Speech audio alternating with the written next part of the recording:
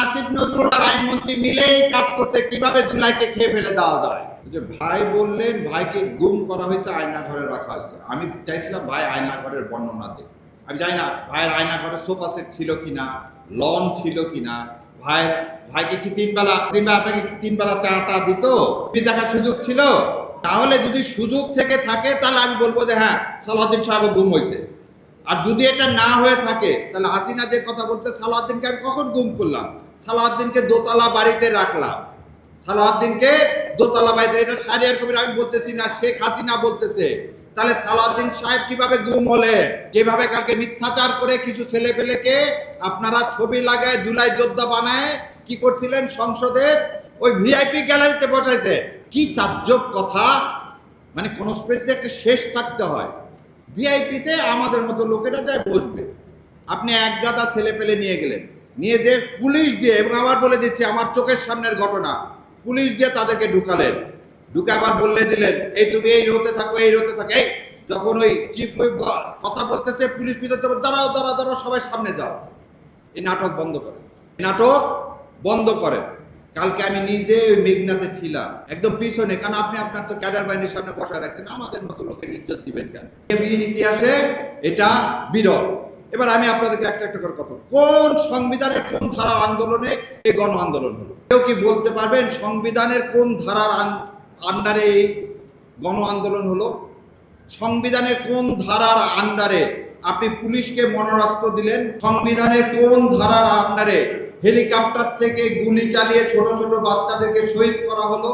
এটা না হলে গণ অভ্যুত্থান আপনি মানেন না, বিপ্লব মানেন না, খুব ভালো কথা। আপনি আমাকে বলেন সেদিন 5 তারিখে মাননীয় সেনাপ্রধান সংবিধানের কোন ধারার বলে আপনাদেরকে কোথায় সেনাপ্রধানের অফিসে ডাক দিল, এবং সেই ডাকে আপনি ফখরুল সেখানে উপস্থিত হলেন?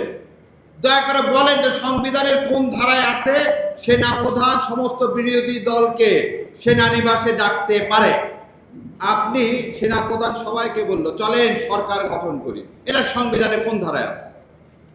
সংবিধানের ধারায় আছে আর একজন প্রধানমন্ত্রী নির্বাচিত না হওয়ার আগ পর্যন্ত সেই প্রধানমন্ত্রী থাকবে।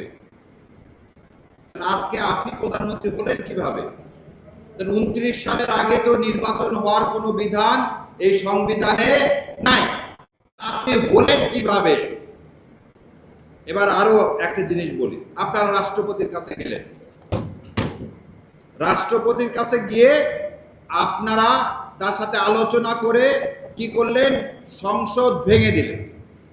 সংসদ ভেঙে দেওয়ার জন্য সংবিধানে আছে প্রধানমন্ত্রীর সাথে আলোচনা ক্রমে তার অনুমতি ক্রমে সংসদ ভেঙে দিতে হবে। সেদিন আপনি প্রধানমন্ত্রী পাইলেন কোথায়? প্রধানমন্ত্রী তো পালায় গেছে। তাহলে কার অনুরোধে আপনি সংসদ ভেঙে দিলেন?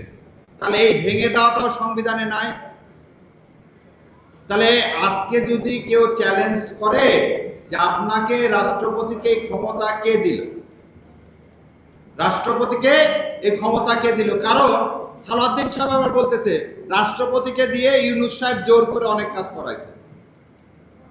তাহলে রাষ্ট্রপতিকে দিয়ে সালাউদ্দিন সাহেব অনেক কাজ করাইছে, কিন্তু সালাউদ্দিন সাহেবের ওর ভাসুর হয় কে জানেন? সাবেক আইন উপদেষ্টা আসিফ নজরুল। ওই জন্য ওই নামটা নেয় না, কারণ ওই আসিফ নজরুল ছাড়া তো টুথা পাওয়া হতো না। কারণ দেখেন কেন বললাম যে ওনাদের সৌভাগ্য আমি পার্লামেন্টে নাই। রাষ্ট্রপতি হচ্ছে রবার স্টাম্প, যত আইন করে দেয় সব করে দেয় আইন মন্ত্রণালয়। তাহলে আসিফ নজরুল এই জুলাই সনদ থেকে শুরু করে সংসদ ভাঙা থেকে শুরু করে যা কিছু করে দিছে, সব কিছু করে দিচ্ছেন কে? আসিফ নজরুল।